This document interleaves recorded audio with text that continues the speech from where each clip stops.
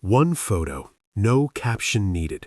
The second 50 Cent hit post, the entire hip-hop internet stopped breathing, because everybody knew this wasn't trolling, this was a declaration. And what made it hit different is that it didn't start with a diss track or a press run. It started with a business agreement that allegedly fell apart, a son who reportedly crossed the one line nobody crosses, and a chain reaction that dragged wives, mothers, Beyoncé's mom, Rick Ross, and 2 decades of buried accusations back into the light all at once. This wasn't just beef. By the time it was over, people were asking if T.I.'s career would ever look the same again. To understand how things got this ugly, you have to go back to early February 2026, when T.I. was deep in a press run for his upcoming album, Kill the King. He stopped by Nightcap with Shannon Sharpe and Chad Johnson, and the Verzuz conversation came up again, because T.I. had been pushing for a Verzuz battle against 50 Cent for years at this point. But this time, it wasn't just a challenge. When T.I. appeared on $1 Million Worth of Game with Gilly the Kid and Wallow, he said something that changed the whole temperature. According to T.I., he and 50 had already privately agreed to do the Verzuz. The deal was that T.I. would announce it publicly and 50 would confirm it. T.I. did his part. 50, according to T.I., played dumb, acted like he had no idea what T.I. was talking about. T.I. said publicly that because of that move, he had lost all respect for 50 Cent, not just as an artist, but as a man. And that word, disrespect, is what woke up the giant. Because 50 doesn't do press conferences when he feels tested. He does Instagram. And what he posted wasn't a paragraph, wasn't a voice note, wasn't a battle request back. He posted an unflattering photo of T.I.'s wife, Tameka Tiny Harris, with the caption, "Keep my name out your mouth." Then a second post came, a Pepe the Frog meme aimed directly at King Harris, T.I.'s son. Both posts hit the timeline like grenades. The internet reacted immediately, sides were picked within minutes, and T.I. fired back in the comments hard. But here's the part that changed everything.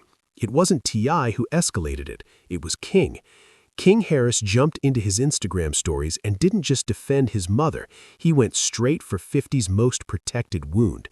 He targeted 50's late mother, Sabrina Jackson, who died in a fire when 50 was just 8 years old.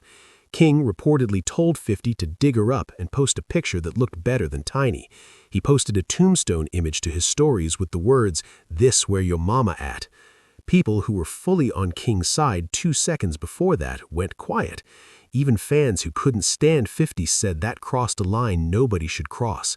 But rather than pull back, T.I. channeled the energy into music.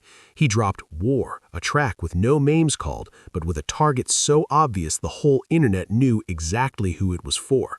It sounded like a warning, and it should have been taken as one. But the beef didn't slow down, it expanded. T.I. followed War with Right One, and this time there was nothing subtle about it. He went at 50 directly, called him out for ducking, called his character into question, and made it clear the Verzuz disrespect was still burning. Then something unexpected happened. Tina Knowles, Beyoncé's mother, reposted a photo of Tiny on her page in what looked like a show of solidarity, and 50, being exactly who he is, dragged her in without hesitation. He posted a photo of Tina with a comment referencing her grandchildren, and then followed it with a gif of Solange taking her earrings off, which anyone who's been online for more than 5 minutes knows means hands are about to be thrown. T.I. dropped another diss alongside 50's old extreme weight loss film from his film role. At this point, this wasn't a rap beef anymore. It was a full family war with casualties piling up on both sides, and it wasn't close to finished. And that's when the sons went completely nuclear. T.I.'s older son, Domani Harris, dropped a track called Miss Jackson, and he didn't bury the message. The song sampled the Outkast classic of the same name. The cover art was a burning house, a direct reference to how 50's mother died.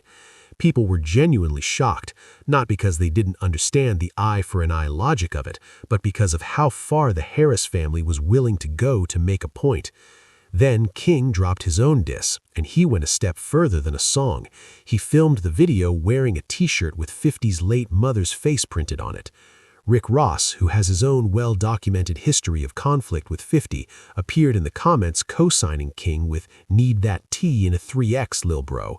That comment alone sent the internet into another spin cycle, because now it wasn't just a father-son team anymore. It felt like factions were forming, and 50 was being surrounded on multiple fronts. But here's the part that most people forget to mention when they recap this whole story. This wasn't the first time 50 had gone after T.I.'s credibility. The snitching accusations between these two go back almost 20 years. In 2007, T.I. was arrested on federal gun charges, reportedly attempting to purchase 10 machine guns and silencers. He struck a plea deal and served only 12 months. That light sentence didn't go unnoticed. In 2008, 50 put it on record in the G-Unit track "You So Tough," rapping lines that essentially questioned how someone with 10 machine guns walks with 12 months. That track was a public accusation, and it never fully went away. Fast forward to 2026, and when the new beef reignited, 50 resurfaced a Crime Stoppers commercial T.I. had appeared in and posted it to his page, framing it as further alleged evidence that T.I. cooperated with law enforcement. T.I. went on record denying the accusations hard, saying the Crime Stoppers appearance was aimed at law-abiding citizens, not cooperation with investigations. But the damage to the narrative was already done, because the internet doesn't wait for context, it reacts to the visual first. And then T.I. flipped the table completely. He publicly stated he had paperwork of his own, alleged documents reportedly connected to 50 Cent and Kenneth Supreme McGriff, suggesting 50 had his own cooperation history that the public didn't talk about enough. King Harris went further and actually uploaded alleged documents to social media pointing in that direction. To be completely clear, these are unverified, disputed claims. Nothing has been proven in court, and 50 has not been charged with anything related to those documents. But that's almost beside the point in this kind of war, because once those alleged documents are floating around the internet, the rumor becomes the story. Both sides were now screaming snitch at each other, both sides claiming receipts, and neither side could fully shut the other down. It was a mutually assured destruction moment, and the whole industry was watching. Then something nobody predicted happened. Around February 25th and 26th of 2026, 50 Cent quietly deleted every single post connected to the beef. The Tiny photo, the Pepe meme, the Tina Knowles comment, everything. No statement, no explanation, just gone. And you'd think that would slow the Harris family down. It didn't. Domani kept posting, King kept going, T.I. kept talking. The family had already taken too many hits to stop just because 50 stepped back. But 50's silence created a new question that nobody had a clean answer to. Did he pull back because lawyers got involved? Did his business interests, his TV deals, his production empire make him decide the risk wasn't worth it? Or had he genuinely run out of ammunition and the quiet exit was the smartest remaining move? Nobody could say for certain, and 50 didn't offer a single word of explanation. Here's what's interesting when you zoom all the way out. T.I. started this press cycle to promote an album called Kill the King, and by the time February was over, his name was in every conversation happening in hip-hop. That's not nothing. That's actually exactly what a press run is supposed to do. But the cost of that attention is a question worth sitting with, because his sons publicly targeted a deceased woman to make a point, and that image doesn't get erased just because the beef cools down. 50, on the other hand, walked away first, which in some people's eyes is the L of the whole situation, and in other people's eyes was the smartest tactical exit of 2026. The paperwork accusations on both sides remain unproven and disputed.